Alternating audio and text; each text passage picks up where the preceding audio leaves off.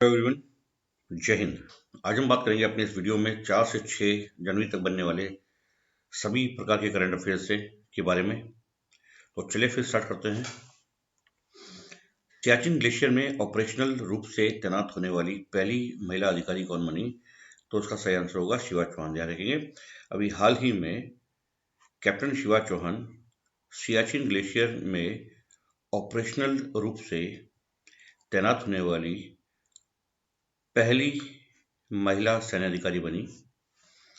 Captain Shiva Chauhan fire and fury corps के अधिकारी हैं और उन्हें सियाचिन ग्लेशियर में कुमार पोस्ट पर तैनात किया गया है। ध्यान रखेंगे, सियाचिन ग्लेशियर को भारत ने अपने अधिकार क्षेत्र में 1984 में ऑपरेशन मेघदूत के दौरान अपने अधिकार क्षेत्र में ले लिया पूर्ण रूप से।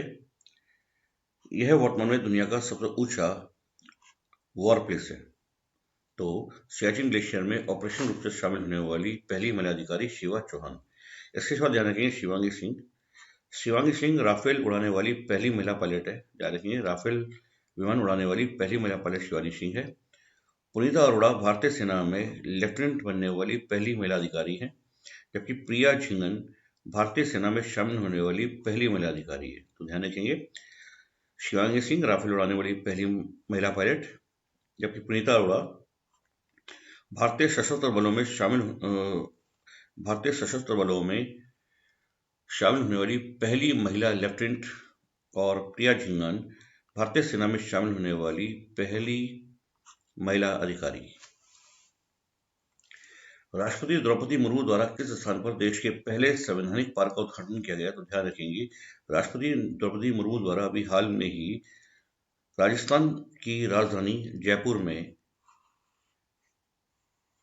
देश के पहले संविधान पार्क का उद्घाटन किया गया। रक्षा मंत्री राजनाथ सिंह द्वारा किस राज्य या केंद्र शासित प्रदेश में स्योम नदी पर स्योम पुल का उद्घाटन किया गया है? तो अरुणाचल प्रदेश में। ध्यान रखिए, इसका सही आंसर होगा अरुणाचल प्रदेश। अरुणाचल प्रदेश राज्य में रक्षा मंत्री राजनाथ सिंह के द्वारा अभी हाल ही में स्योम नदी पर स्योम पुल का उद्घाटन किया गया। ESCR परियोजना किसके द्वारा लॉन्च की गई है? तो ESCR परियोजना भारत के सर्वोच्च न्यायालय के द्वारा लॉन्च की गई है। अभी हाल ही में भारतीय मुख्य न्यायाधीश DY चंद्रचूड़ सिंह ने electronic supreme court reports ESCR project शुरू करने की घोषणा की। इसका मुख्य उद्देश्य वकीलों, कानून के छात्रों और आम जनता को सर्वोच्च न्यायालय के 34,000 जजमेंट तक पहुंच प्रदान करना है तथा 1 जनवरी 2023 तक जो भी जजमेंट या केसेस हुए हैं उनके बारे में इन लोगों की पहुंच प्रदान करना है। तो ESCR का पूरा नाम है इलेक्ट्रॉनिक सुप्रीम कोर्ट रिपोर्ट्स और इसको अभी हाल में लॉन्च किया सर्वोच्च न्यायालय के द्वारा। किस राज्य सरकार द्वारा बेसहारा लोगों के लिए मुख्यमंत्री सुखाश्रय सहायता कोष की स्थापना करने की घोषणा की गई? तो मुख्यमंत्री सुखाश्रय कोष की स्थापना करने की घोषणा अभी हाल ही में हिमाचल प्रदेश सरकार के द्वारा की गई।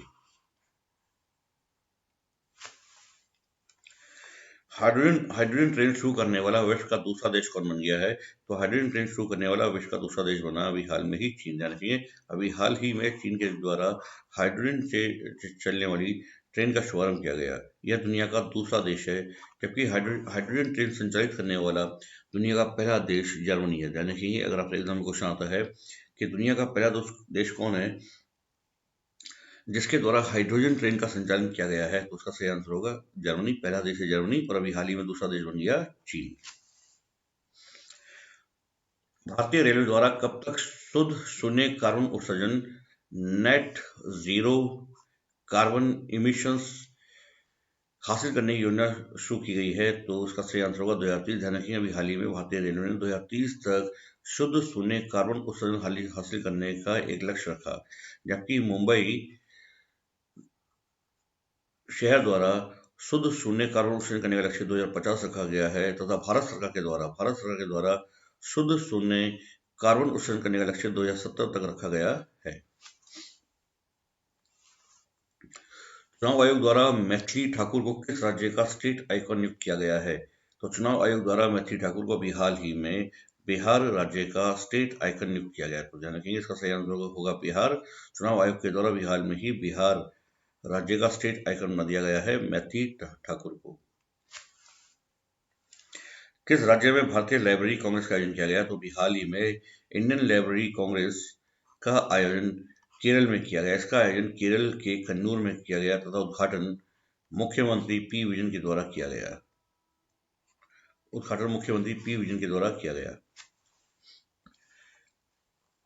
केंद्रीय गृह मंत्री और सहकारिता मंत्री अमित शाह द्वारा कर्नाटक के किस स्थान पर देश के छठे केंद्रीय जासूस प्रशिक्षण संस्थान की आधारशिला रखी गई? तो केंद्रीय जासूस प्रशिक्षण संस्थान की आधारशिला बंगलुरु के देवनहल्ली में भी हाल में ही केंद्रीय गृह मंत्री और सहकारिता मंत्री अमित शाह के द्वारा रखी गई। तो उसका सही आंसर होगा देवनहल्ली। और ये देश का छठा, यानी ये देश का छठा जो है केंद्रीय जासूस प्रशिक्षण संस्थान होगा। देश के पहले जासूसी प्रशिक्षण संस्थान की स्थापना, केंद्रीय जासूसी प्रशिक्षण संस्थान की स्थापना 1958 में कोलकाता में की गई थी। 4 अन्य CDIT central detective training institute इस प्रकार है: हैदराबाद, चंडीगढ़, गाजियाबाद और जयपुर। किस संस्था ने स्टॉक एक्सचेंजों से investor risk reduction access IRRA platform स्थापित करने का आग्रह किया है? Investor risk reduction access platform स्थापित करने का आग्रह किया गया है। तो अभी हाल में ही सेबी के द्वारा स्टॉक एक्सचेंजों में इन्वेस्टर रिस्क रिडक्शन एक्सेस को स्थापित करने का आग्रह किया गया है। ध्यान रखिए, सेबी का मुख्यालय मुंबई में स्थित है। यह भारत में शेयर बाजार को नियंत्रित और नियमित करने वाली सर्वोच्च संस्था है। वर्तमान में इसकी अध्यक्षा माधवी पुरी बुच है, जो सेबी की पहली महिला अध्यक्षा है। वंदे भारत एक्सप्रेस से संबंधित खबरों में रहा न्यू जलपाईगुड़ी किस राज्य में स्थित है? तो न्यू जलपाईगुड़ी जो है इस पश्चिम बंगाल में स्थित है। ध्यान रखेंगे, अभी हाल ही में प्रधानमंत्री के द्वारा वीडियो कॉन्फ्रेंसिंग के जरिए पश्चिम बंगाल के हावड़ा से न्यू जलपाईगुड़ी तक देश की 7वीं और पश्चिम बंगाल तथा पूर्वी भारत की पहली वंदे भारत एक्सप्रेस का शुभारंभ किया गया था। तो न्यू जलपाईगुड़ी स्थित है पश्चिम बंगाल में। यहाँ से हावड़ा से न्यू जलपाईगुड़ी के बीच देश की 7वीं वंदे भारत एक्सप्रेस का संचालन किया गया है। किस केंद्रीय मंत्रालय ने प्रज्वला चैलेंज को लॉन्च किया? तो ग्रामीण विकास मंत्रालय के द्वारा अभी हाल ही में प्रज्वला चैलेंज को लॉन्च किया गया, जिसका मुख्य उद्देश्य है ग्रामीण अर्थव्यवस्था को बदलने वाले विचारों, समाधानों और कार्यों को आमंत्रित करना। ध्यान रखेंगे, प्रज्वला चैलेंज का संबंध है ग्रामीण विकास मंत्रालय से और ये ग्रामीण अर्थव्यवस्था को बदलने वाले विचारों, समाधानों और कार्यों को आमंत्रित करने का एक चैलेंज है।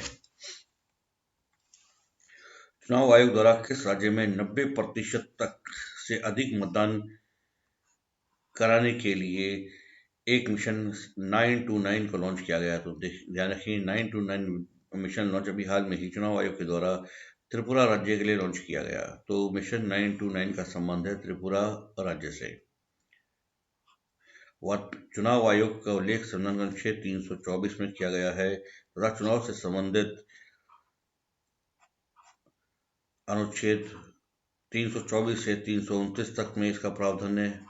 चुनाव आयोग अनुच्छेद 324 में है, जबकि चुनाव से संबंधित अन्य प्रक्रियाओं के बारे में 324 से 329 तक में प्रावधान किया गया है। संविधान के भाग 15 में वर्तमान में मुख्य चुनाव आयुक्त chief election commissioner Rajiv Kumar हैं। पहले मुख्य चुनाव आयुक्त सुकुमार सेन थे तथा एकमात्र महिला मुख्य चुनाव आयुक्त VS रमा देवी हैं, जो सबसे छोटे कार्यकाल वाली भी मुख्य चुनाव आयुक्त है।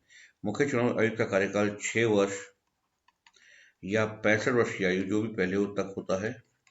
इनकी नियुक्ति राष्ट्रपति के द्वारा की जाती है तथा इन्हें शपथ भी राष्ट्रपति के द्वारा ही दिलाई जाती है। भारत के 78वें ग्रैंड मास्टर कौन बने? तो भारत के 78वें ग्रैंड मास्टर अभी हाल में ही कौस्तुभ चटर्जी बने। ध्यान रखेंगे, भारत के 78वें ग्रैंड मास्टर कौस्तुभ चटर्जी। भारत ने हाल ही में किस देश में व्यापक प्रवासन और गतिशीलता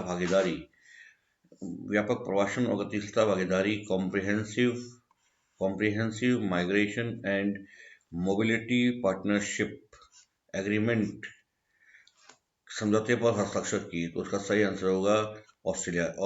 ध्यान रखेंगे, अभी हाल ही में ऑस्ट्रिया के साथ भारत के द्वारा ऑस्ट्रिया एक यूरोपीय देश है, इसकी राजधानी वियना है जो डेन्यूब नदी के किनारे है। अभी हाल ही में ऑस्ट्रिया के साथ भारत सरकार के द्वारा comprehensive migration and mobility partnership agreement को समझौते पर हस्ताक्षर किए गए। कौन सा शहर सहकारी लाभार्थी सम्मेलन का मेजबान है? तो सहकारी लाभार्थी सम्मेलन कोऑपरेटिव बेनिफिशियरी कॉन्फ्रेंस का मेजबान शहर है बेंगलुरु।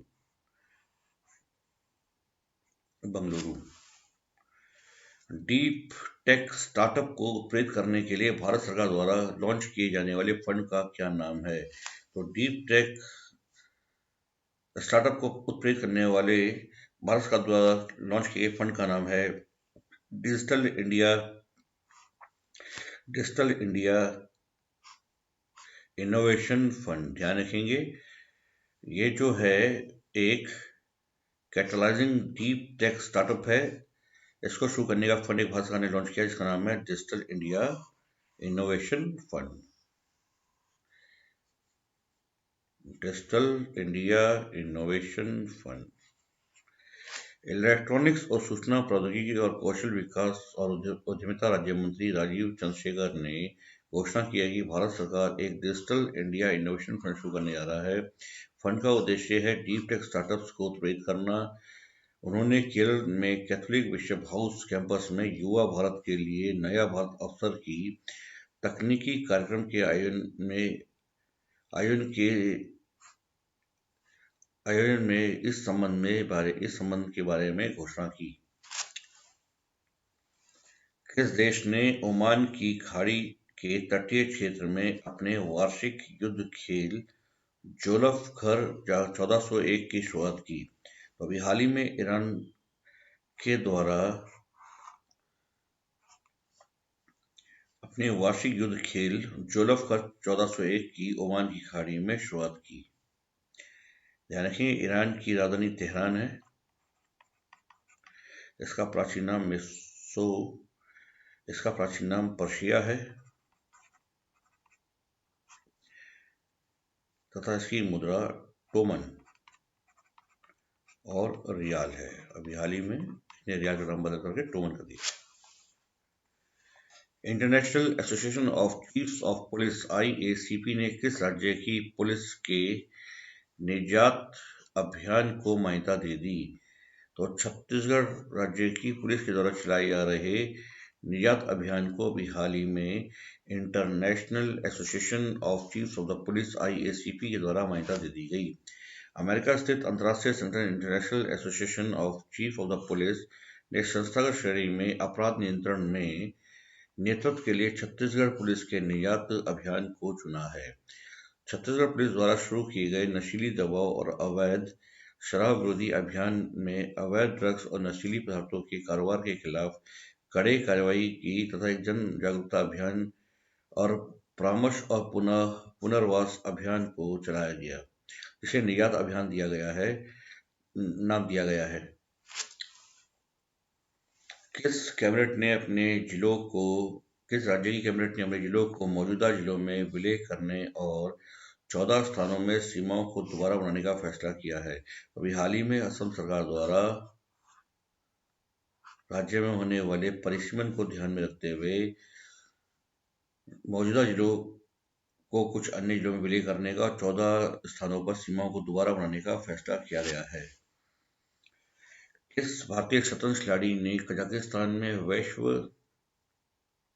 बिलियर्ड्स शतरंज चैंपियनशिप में रजत पदक जीता? तो ध्यान रखेंगे, कनेरू हम्पी ने अभी हाल ही में कजाकिस्तान में संपन्न हुई वैश्व बिलियर्ड्स शतरंज चैंपियनशिप में रजत पदक जीता, सिल्वर मेडल। ध्यान रखेंगे, सिल्वर मेडल इन्होंने अभी हाल में ही कजाकिस्तान में होने वाली प्रतियोगिता में जीता। तो उम्मीद करते हैं आपको हमारा वीडियो अच्छा लगा होगा। अगर आपको हमारी वीडियो अच्छा लगा हो तो हमारे वीडियो को ज़्यादा से ज़्यादा शेयर करें, लाइक करें और अगर अभी तक आपने हमारे चैनल को सब्सक्राइब नहीं किया है तो प्लीज़ आप हमारे चैनल को सब्सक्राइब करें। तो मिलते हैं अगले वीडियो में, तब तक के लिए धन्यवाद। जय हिंद, जय भारत।